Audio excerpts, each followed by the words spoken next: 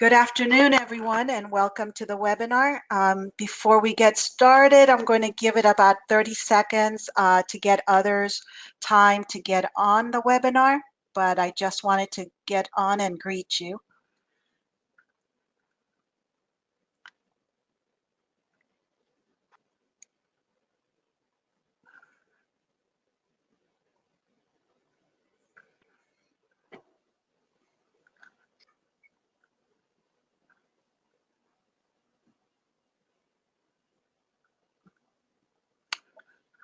Okay, hopefully others are joining us as we start. Want to welcome everyone. This webinar is From Declaration to Action, Next Steps for Living the Catholic Climate Declaration. It is part of our Catholic Climate Covenant webinar series. My name is Paz Artaza Regan. I'm the program manager at the Covenant, and I will be moderating today's webinar. But before we get started, I'd like you to join me in a short prayer. We always start our webinars with a moment of prayer. So if we could please center ourselves and always remember that we are in the presence of God. O Lord, grant us the grace to grow deeper in our respect of and care for your creation. Help us to recognize the sacredness of all your creatures as signs of your wondrous love. Spark our imagination so we might find new ways to live harmoniously with creation and new technologies to reverse the damage we have done to your creation. Help us turn from the selfish consumption of resources meant for all and to see the impacts of our choices on the poor and vulnerable. Amen. And this is a prayer from Catholic Relief Service. Some details before we really get into the webinar.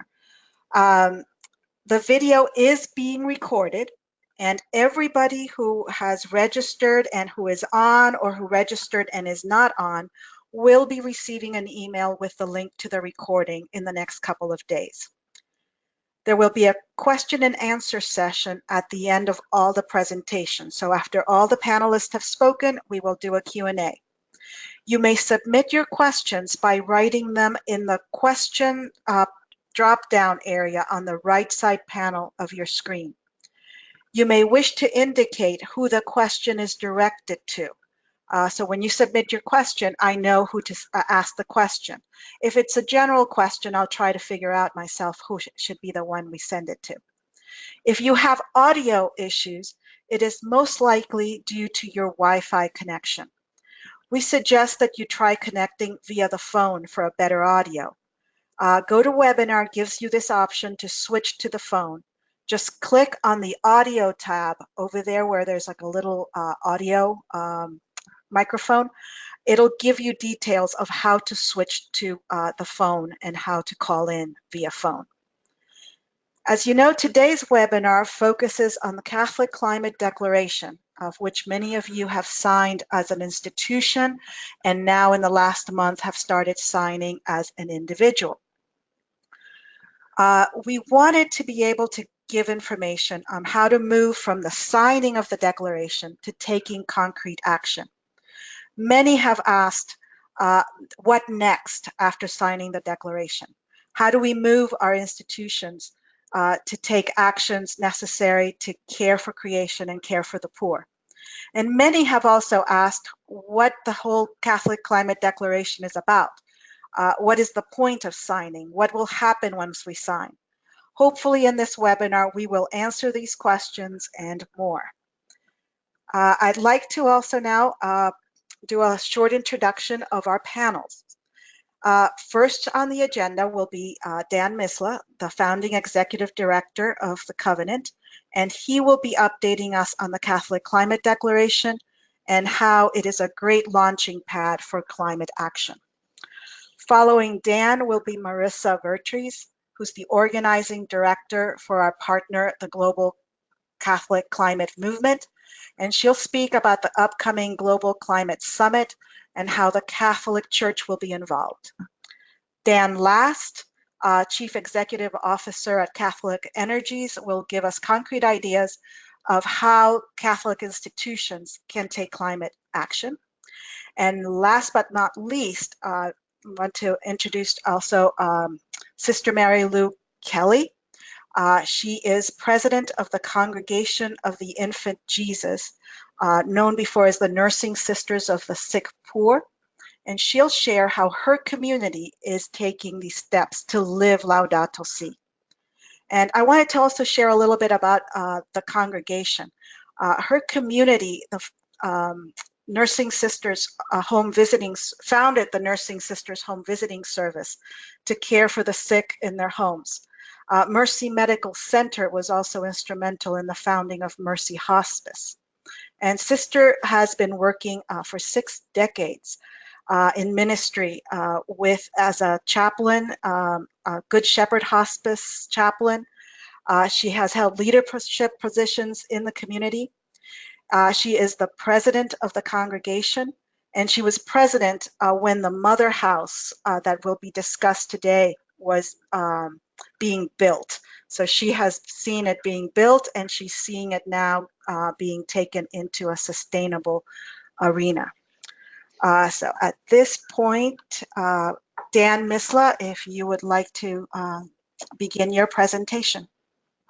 Great, thank you, and welcome everybody. You should be able to see my follically challenged dome on your screen right now. So thanks for joining this call, and I hope this is helpful to all of you.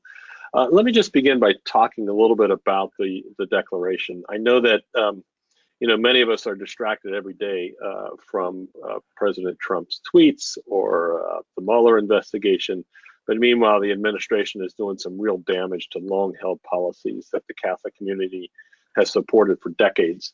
You just think of migration, healthcare, the social safety net. But in addition, the administration is systematically undoing even the modest efforts by previous administrations to address the existential threat of climate change.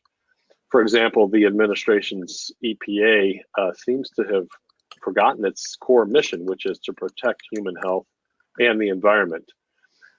But on June 1st, in 2017, so some 14 months ago, President Trump announced his intention to withdraw from the Paris Climate Agreement, which urged all nations to do their part to limit greenhouse gas pollution levels to somewhere around that would keep the Earth from going over about 2 degrees Celsius, which many scientists believe is the minimum in order to keep runaway climate change from happening.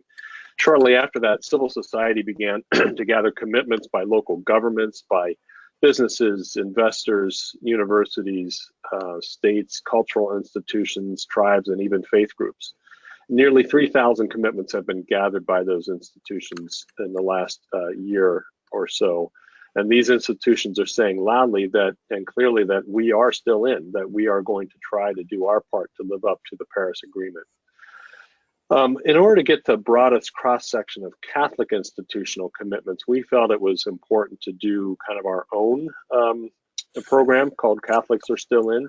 Our 17 national Catholic partners that are part of the covenant, we got together and thought that this would be a better way to encourage more people to sign on to a Catholic declaration that's kind of unique in tone and content rather than the general "We Are Still In" campaign. So we with the Bishops' Conference, we put together the Catholic Climate Declaration. And many of you, as Paz had indicated, have already signed that either as an institution or individually. And you can certainly, if you haven't signed it, we certainly encourage you to do so. But honestly, the results are way more than we had hoped for. We have about 40 dioceses and archdioceses that have signed on. We have another 600 parishes, schools, universities, hospital systems, men and women, religious communities, and others who have signed the declaration.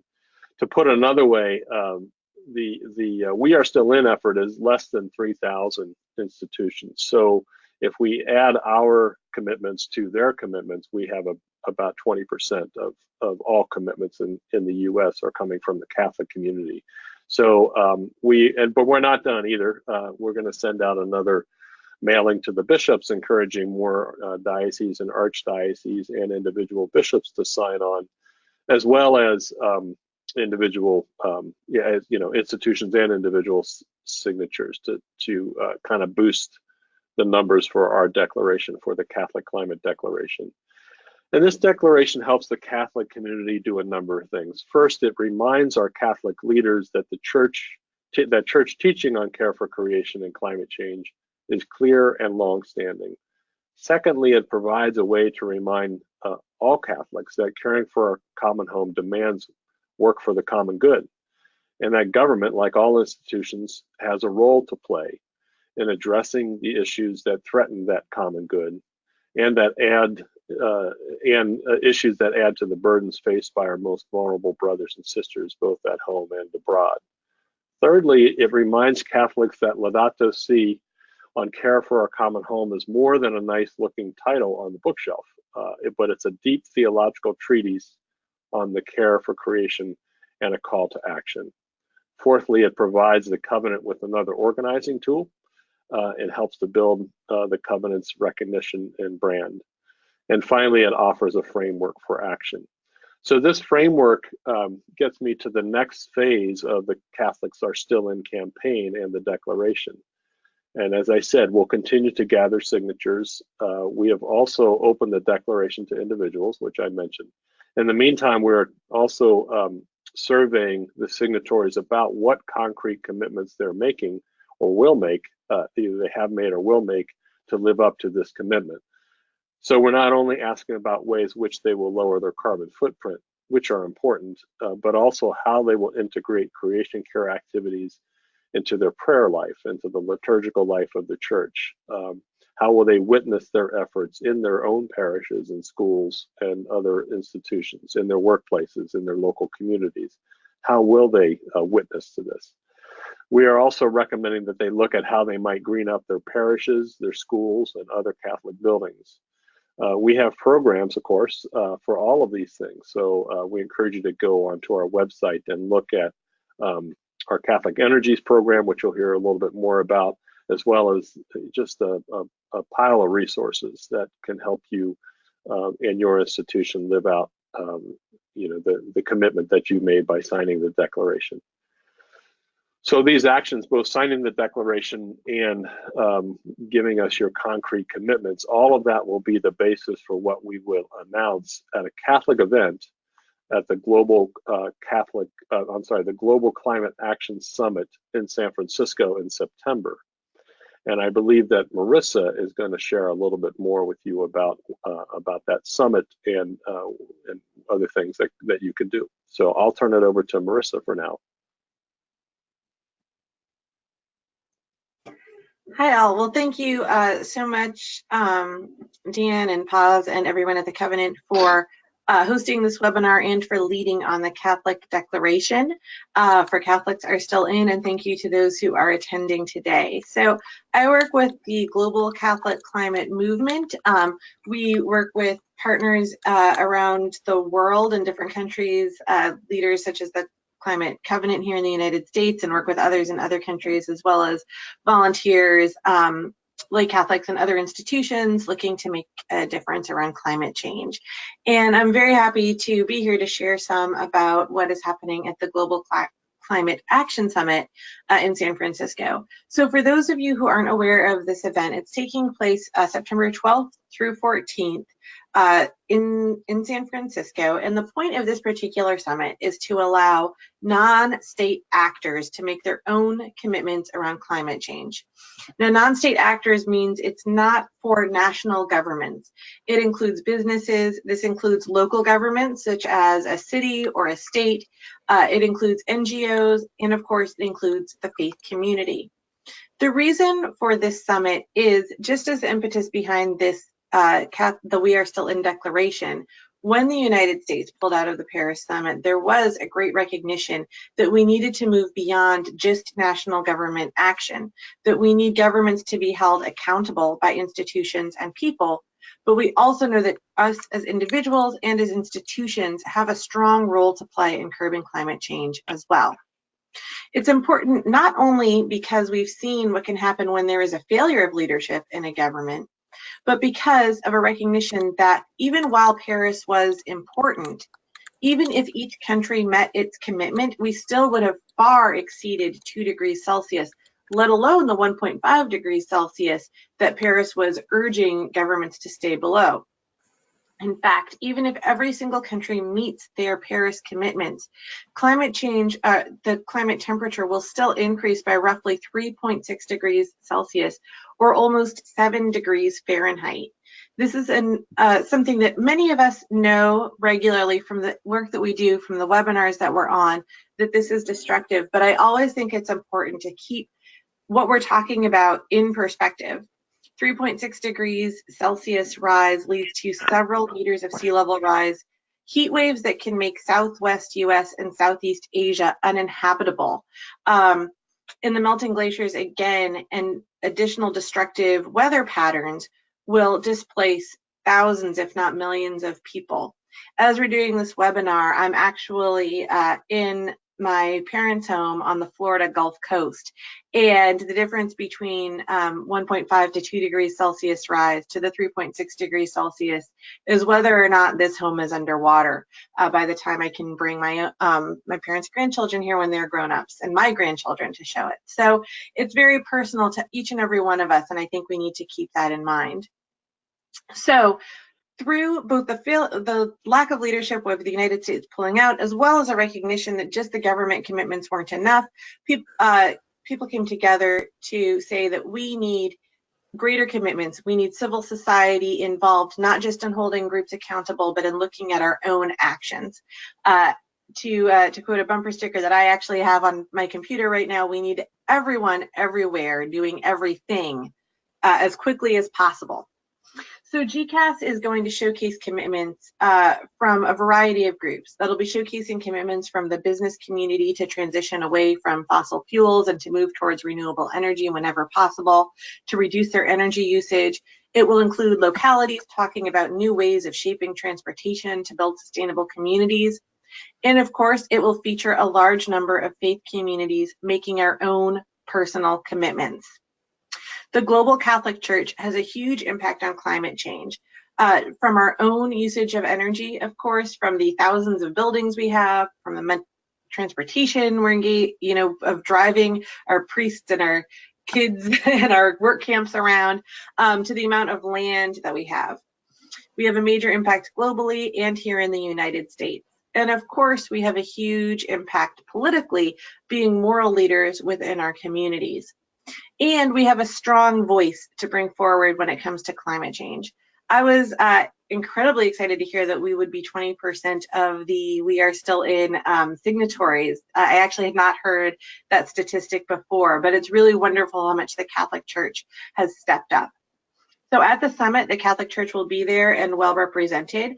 A couple of local dioceses, such as the Diocese of Monterey near San Francisco, will actually be there hosting a workshop for different faith groups on what they had done to bring forward advocacy. A different Catholic parish in the area will be looking at the ways that Catholics have stood united with Indigenous people being harmed by climate change around the world. And we will be working with partners, including the Covenant, on a Catholic affiliate event that will be officially part of the summit on September 14th, highlighting what the Church has done previously around climate change and what we can do in the future to stay below 1.5 degrees Celsius, including looking at how we can integrate Laudato Si into our spiritual lives to move towards ecological conversion, what we can do to bear witness to ongoing destruction and advocate for strong policies, and the responsibilities and possibilities for change within our own institutions. And as a part of this, of course, is bringing forward the Catholic commitments and what Catholics are doing currently. So I encourage you all, if you have not yet, to sign on to the declaration. Institutions that have signed by September 1st will be included in the declaration as the Catholic institutions committing to pushing for strong climate policies, and at the same time staying engaged with the Covenant and looking at what you can do in your own institutions through programs like Catholic Energies and the many steps being taken by green teams each and every day in order to reduce our own emissions and take action within our own institutions and our own personal lives. Leading up to the summit, I think that we'll be hearing about additional things that we can do and ways that Catholics are engaged around Catholic Energies and advocating, and what institutions have done so far. But concrete steps you can take are certainly, again, to sign on to the declaration if you haven't yet. If you have, to encourage others to do so and promote the fact that your own institution or diocese or parish has signed on.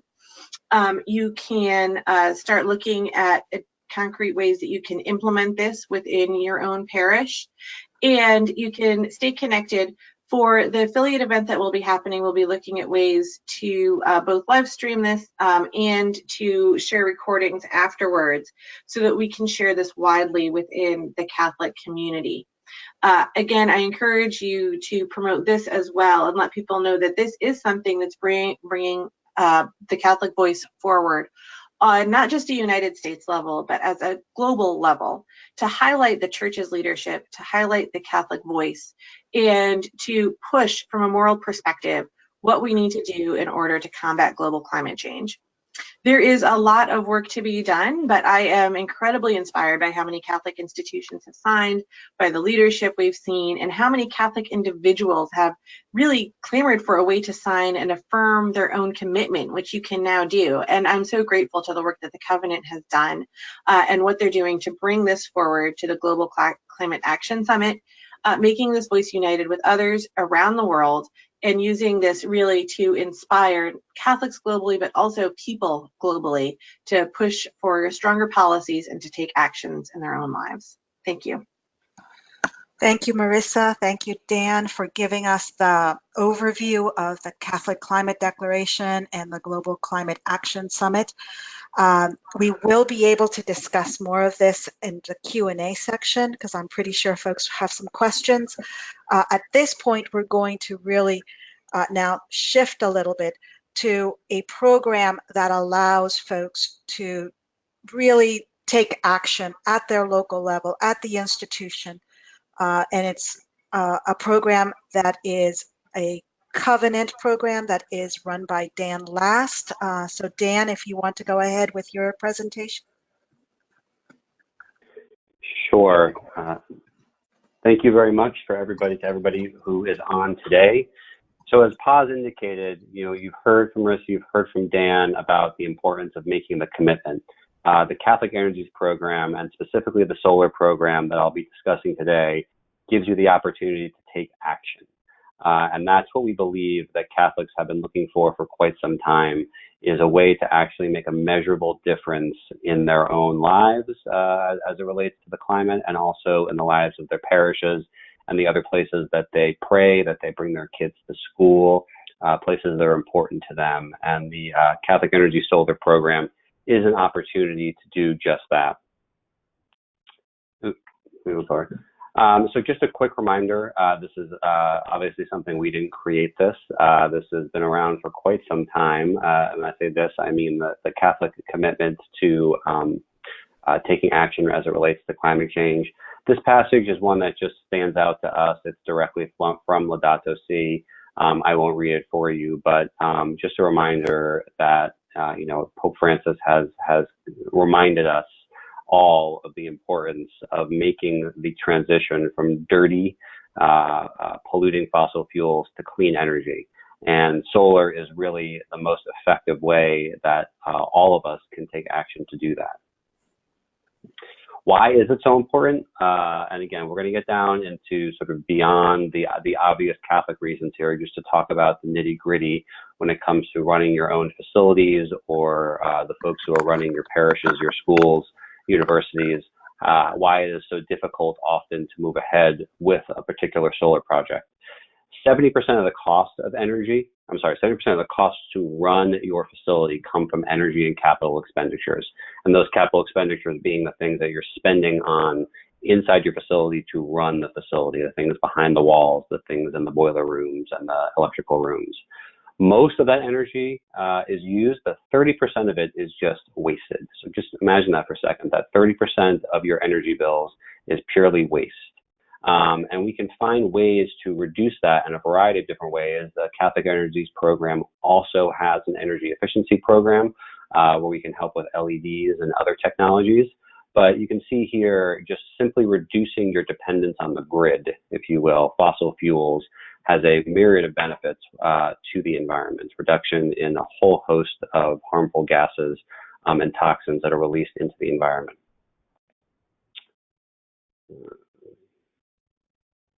So why not just jump right in? Why don't you just say, great, just we'll take it from here, Dan, and we got it. First of all, you're a faith-based organization. Your responsibilities are much broader, much more important than running your buildings. I'm also often reminded of this.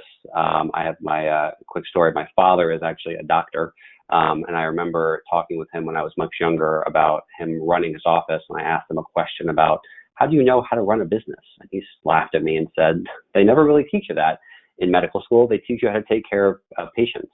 And many of the facilities in which you're in have professionals who are running them. I'm sure many of you are on the phone today, but a lot of Catholic facilities are run by pastors, are run by lay people who have some experience running facilities, but that's not their primary responsibility. And we want to take the burden of having to make very important, very costly decisions off of their plate and make it very, very easy to move ahead with making progress, so that you and the folks in your congregations, in your schools, can move ahead again without the burden of having to make these very meaty decisions.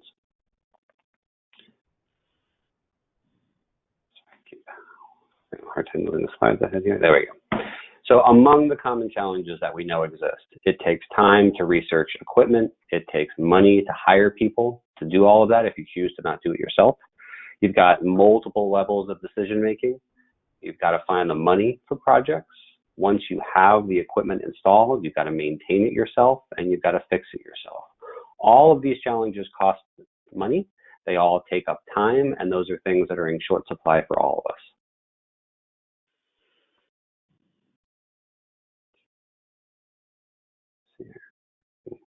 Positive, you can move me ahead here. I'm having a hard time with there we go.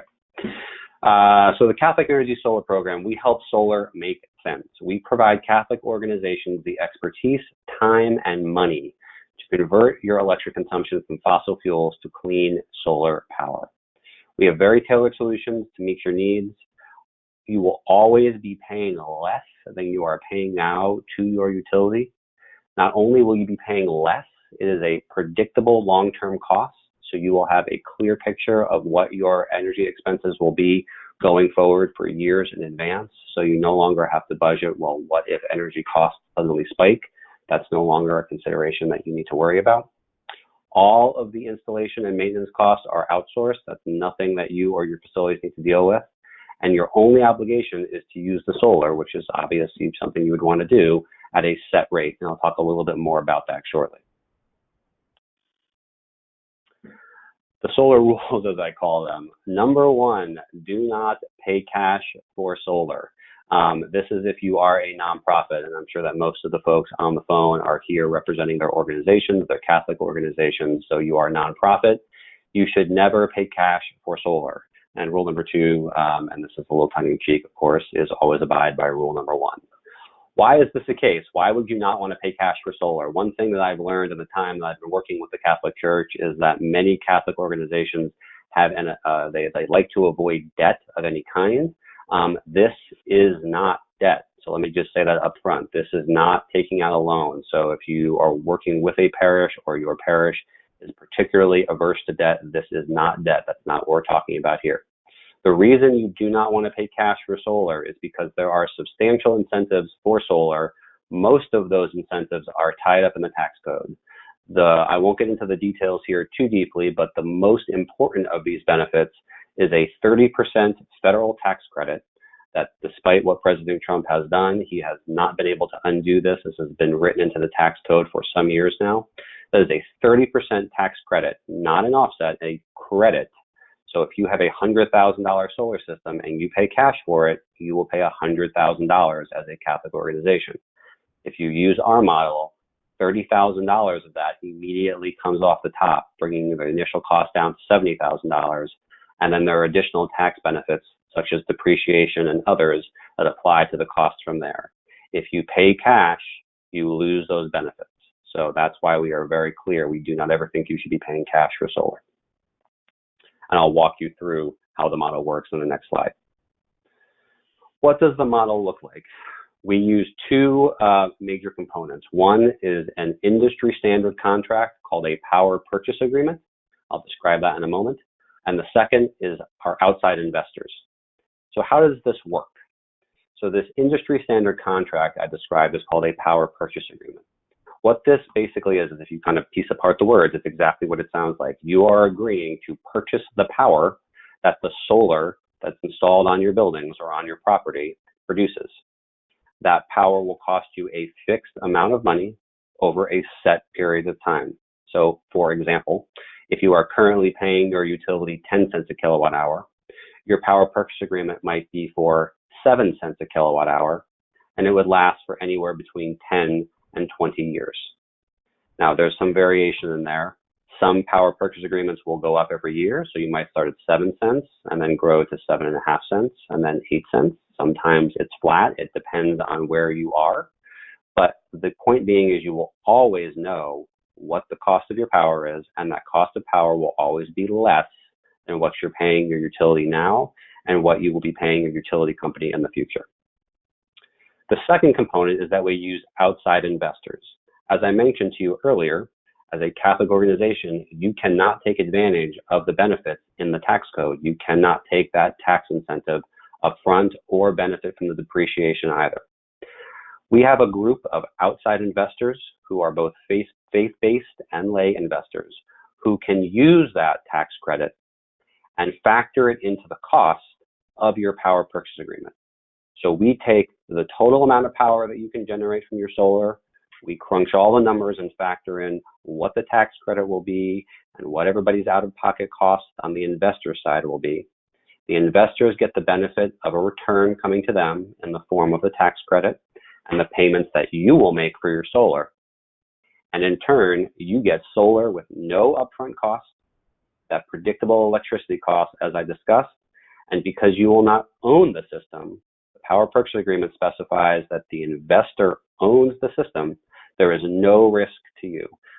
Fortunately, solar is pretty risk-free. There are not a lot of moving parts, but should anything break or not function not function properly, you will not have to incur any maintenance cost to deal with that. That is totally on the responsibility of the investor.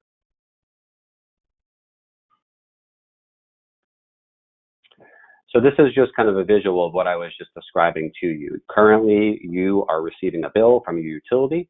You are paying that bill, and you are getting fossil fuel energy every month. The new plan reverses this. You are now going to be getting clean solar that is, again, not using fossil fuels at all. It will basically be paying you because you are going to be saving the amount of money every month that you are no longer paying your utility. You're going to be able to put that back into mission-oriented activities and not paying your utility company. So what are the highlights here that I'd like you to take away with? First of all, it is an entirely turnkey process. Catholic Energies is a program of the Catholic Climate Covenant. We manage the project start to finish for you.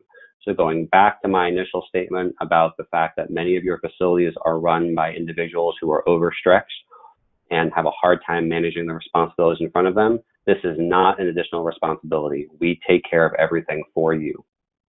The second is you can tap into our network of socially responsible investors who can take advantage of the tax-based incentives, and they pay all of the upfront and ongoing maintenance costs for you, taking you out of the necessity to have to come up with any time or money upfront. The only obligation to you is to pay that power purchase agreement. It sets the cost that you will pay for the electricity. It will be a lower rate than what you are paying, and that rate is locked in for the term. Most PPAs run for 20 years. There are typically buyout periods along the way. In certain states, Washington, D.C., for example, we can usually have a shorter term, but most states figure 20 years. And again, that is cost certainty for you. You can take measurable action, and again, not do so by creating an extra burden for folks within your organization. How to get started? All we need to start a proposal for you is the following. We need to know the full address of the building or buildings that you'd like us to take a look at. We need 12 months of electricity bills. Typically, this is the most difficult thing for us to get. I understand that most of these are sitting in a file on somebody's desk. They have to be scanned in. If you have access to online, if you pay your bills online, or if your parish or your school does, we can access your online account. We can download the bills ourselves, but don't let the difficulty in getting those electric bills stop you. We can work with you to make sure we get what we need. We need to know, generally speaking, the number of hours the facility operates. Is this a parish that works pretty much only on the weekends and a very heavy load on Sundays? Or is it a school that operates Monday through Friday with some light use on the weekends? Is it a 24/7 facility? Having that information helps us understand how much electricity we'll be able to offset. Once we have that basic information, we can put together a proposal for you in less than a week and have something in front of you that you can concretely move forward on to begin to take action as Catholics to mitigate the effects that we are all having on the climate and on the earth. If you have any questions or would like to speak more about this, you can email us at info@catholicenergies.org. Happy to speak with anybody at any time about your particular opportunity. So thank you. Next, I'm going to set it up a little bit, and I'll let Paz make the actual transition. So Sister Mary Lou Kelly will be speaking next. Sister Mary Lou has graciously given up her time today. She has been working with Catholic Energies both while taking a look at some energy efficiency opportunities on her campus and also solar on her campus. And she'd like to say a few words about how her organization came to the decision to live out Laudato Si more concretely within their own facility and in their own lives. So, Sister Mary Lou, take it away. Thank you, Dan. Good afternoon, everyone. It's a pleasure to be here with you. And I don't have a lot to say, but I have a lot in it. I'd like to begin my presentation by giving you a very brief description of the Mother House in which we are presently involved with Dan in trying to move us towards clean energy. When the villa, we call it the villa, was built in 1996, it was state-of-the-art and was designed to provide the opportunity for solitude and community for the sisters. The configuration of the building was 50 complete apartments, 29 double units, and 21 single units. There is a chapel and gathering space adjacent to the chapel to allow for increasing the occupancy of the chapel from 70 to 110. There is a main dining room and main kitchen and a community room on each of the 4 wings of the house. There is a wing dedicated to assisted living and for sisters requiring nursing and aid services. There is a designated administrative area. There is a laundry for each resident wing, so there are 4 laundries in the building plus a main laundry. Each apartment unit has a full kitchen and bathroom. The double apartments have 2 bathrooms. Each apartment has its own electric water heater and AC and heating units. The square footage of the villa is 65,900 square feet. The villa is 22 years old. It is entirely run by electricity for heat and cooling, with the exception of 2 large gas water heaters for the laundry and kitchen areas. It was built before any significant attention was being given to the need to address climate change and carbon footprint. At the time the villa was built, there were 76 sisters in the community. The new residence was configured to allow for independent living, assisted living, and for nursing care and aid services when required. Now, moving forward to 2018.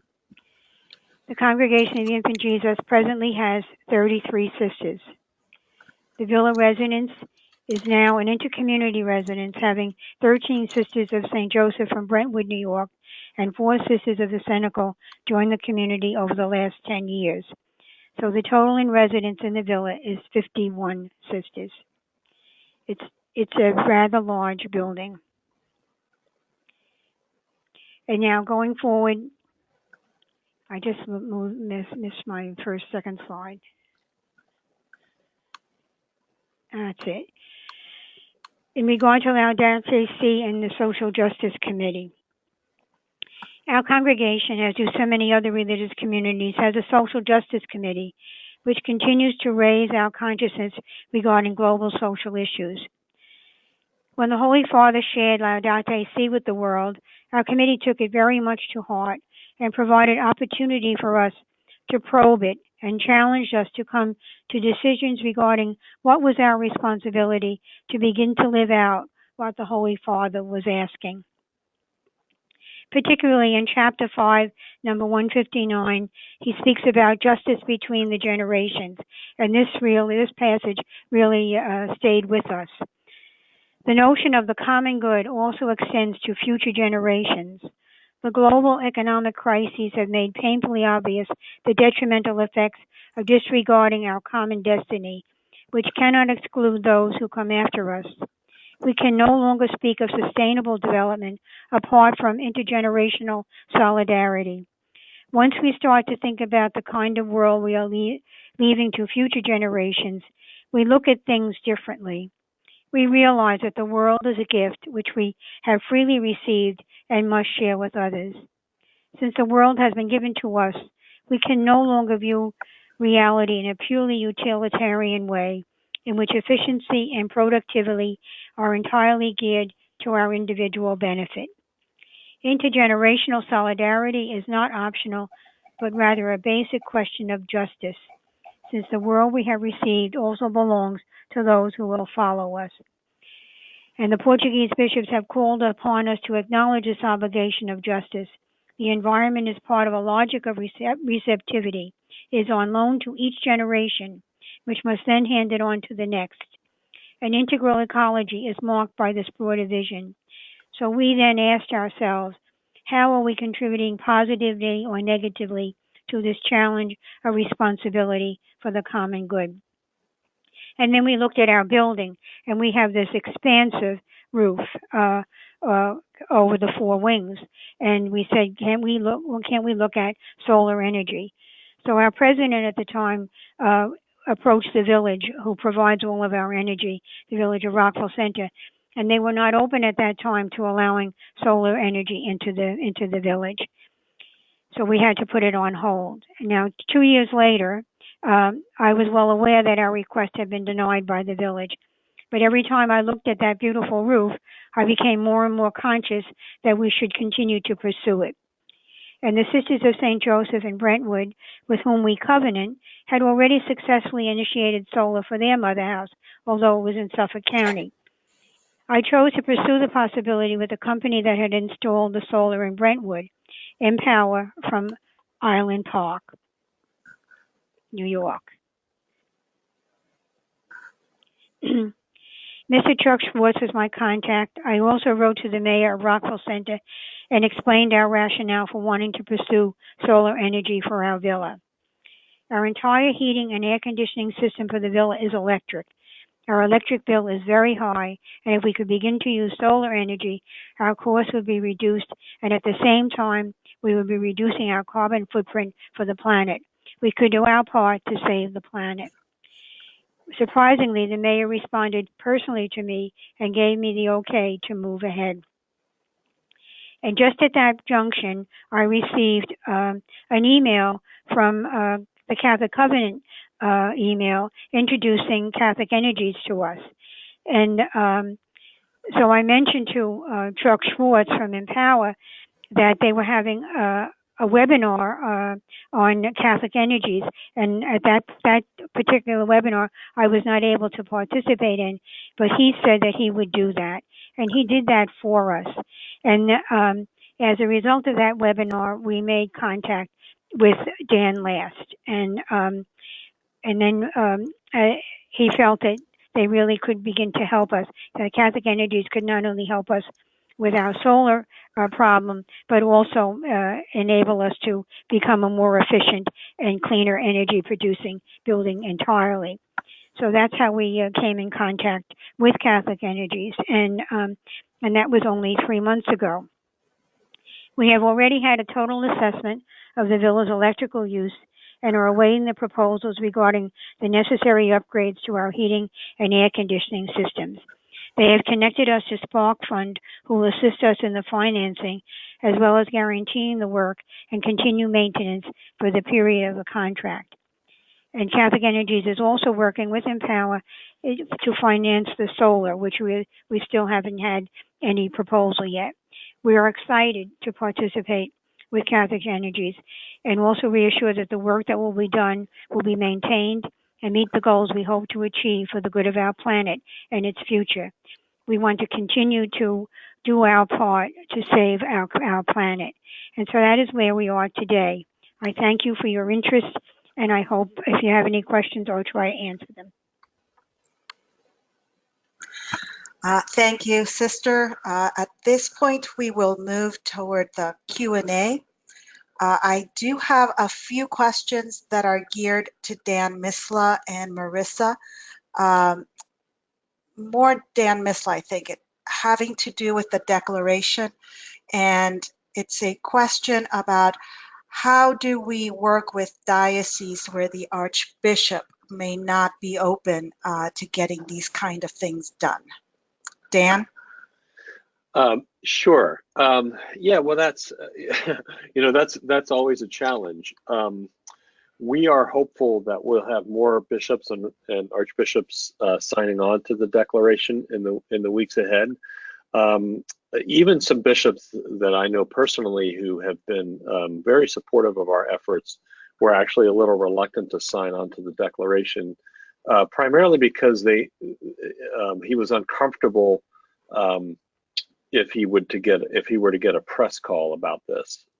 He didn't know enough about the Paris agreement. He didn't feel like he could answer it very well. So, so he said, "I'm not going to sign it." But there's a lot, there's a lot more to do besides trying to enlist the bishops on this. We could ask the parish, the pastors to sign the parish on.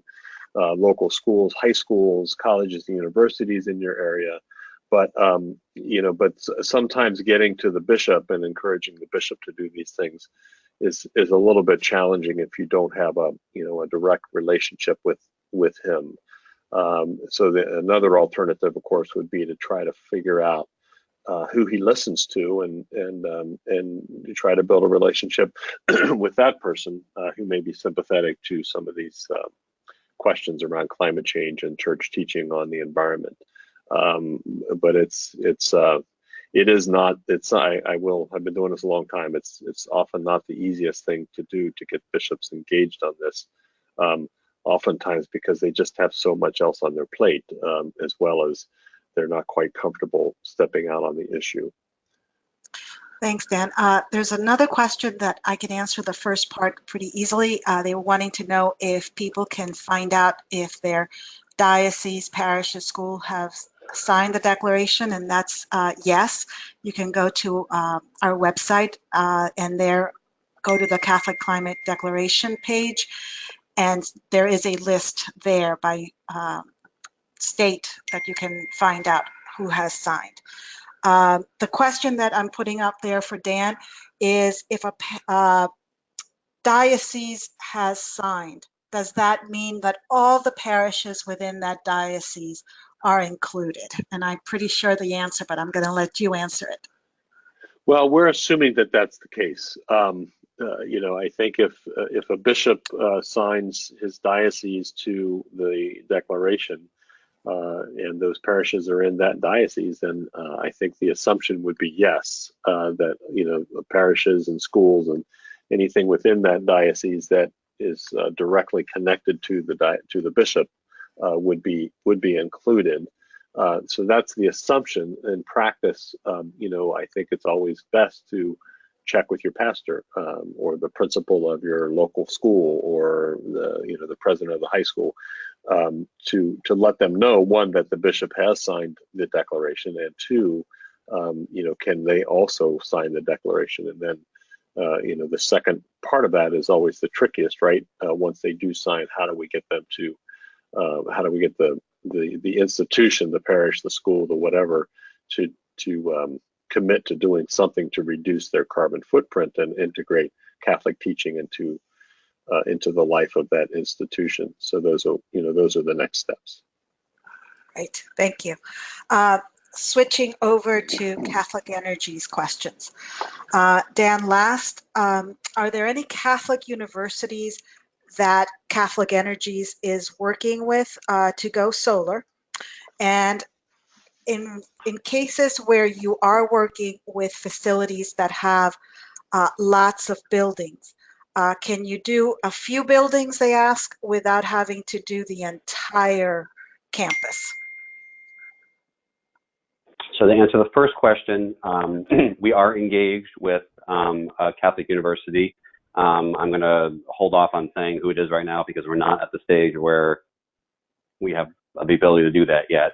But stay tuned for some big information, hopefully, on that. I will say it's in Pennsylvania, and it would be a very large opportunity to cover both. It's an interesting scenario because and I think many folks on the call may be in similar situations where it's a large religious community that's kind of co-located with a university as well. So those are ideal scenarios because we can cite a very large system. In this case, it would be a very large ground array that could cover almost, if not all, of both the religious community and the university's electricity use. So it would be a very exciting project for us.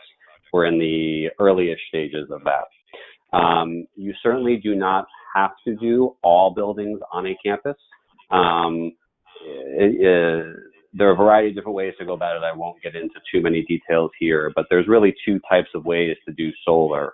One is you put solar on a building or near a building, and you directly take the energy from that solar and you feed it right into the building. And that way you're offsetting directly that energy or that building's energy use.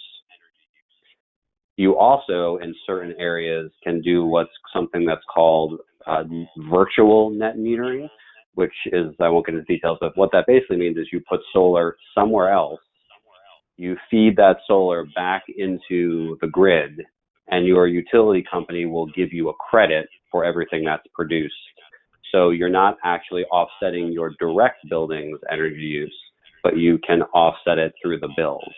So if there's a concern on a campus about not wanting to put solar on a historical building, or for some other reason that you wouldn't want to put panels on a building, we may be able to find ways to locate it elsewhere and offset the energy costs at that facility, even without putting panels directly on it. Thanks, Dan.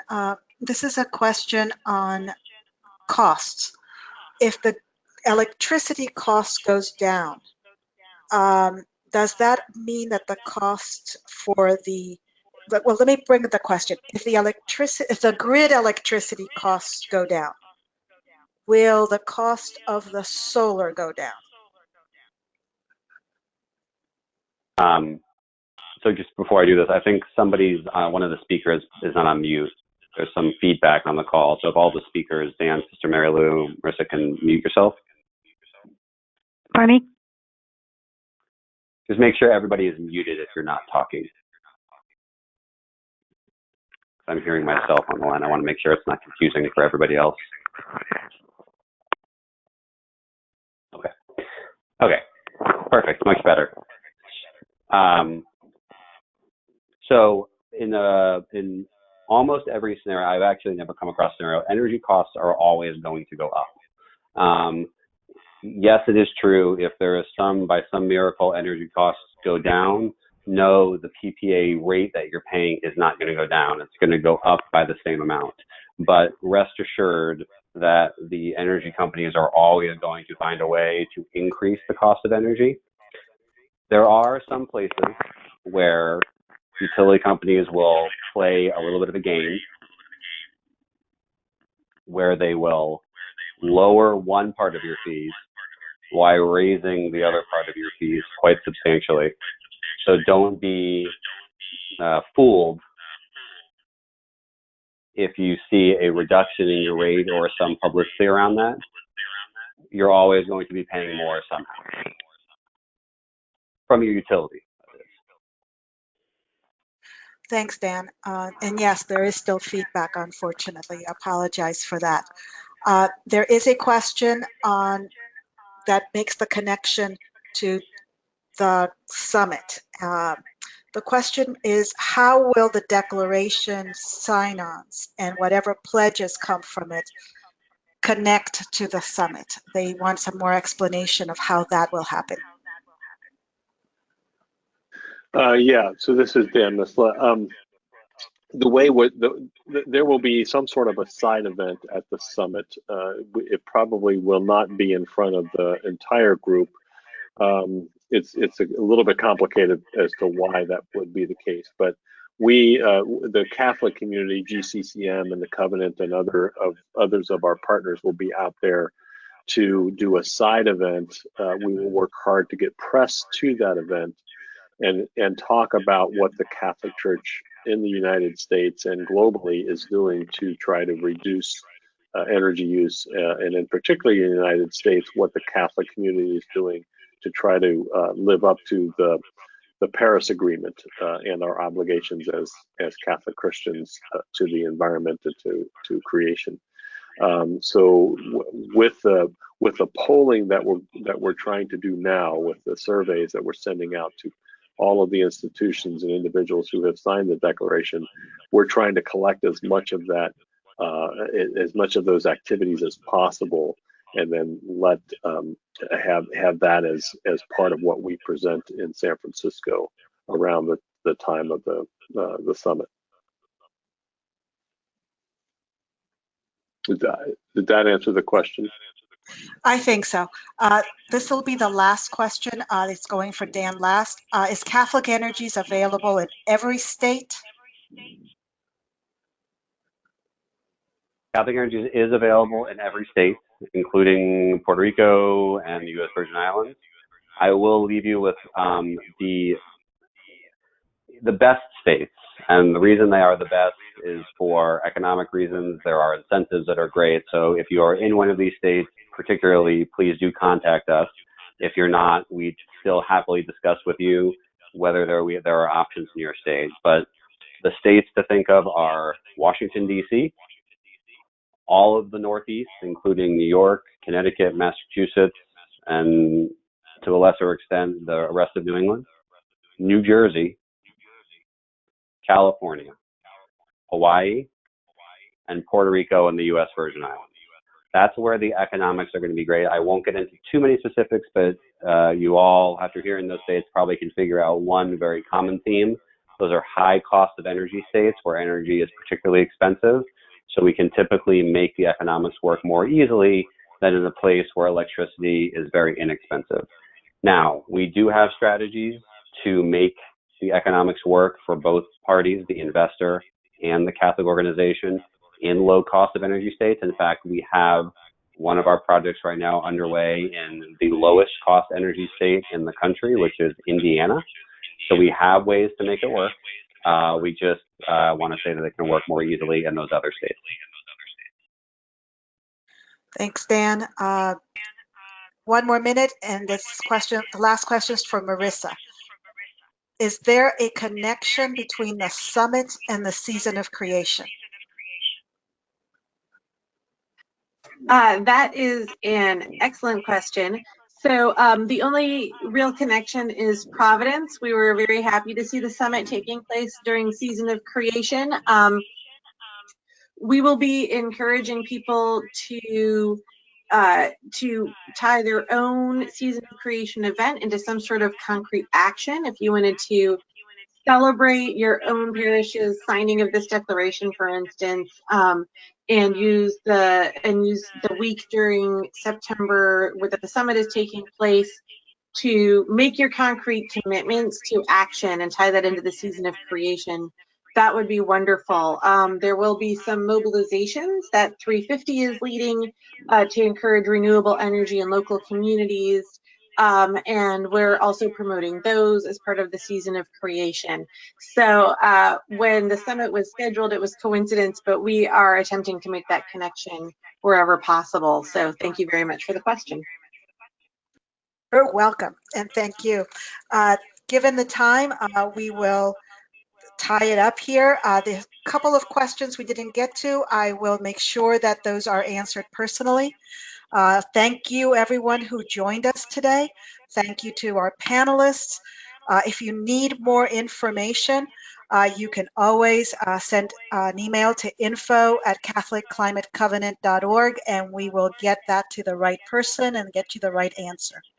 But for now, I hope you have a wonderful rest of the day. Many blessings to all. Thank you all.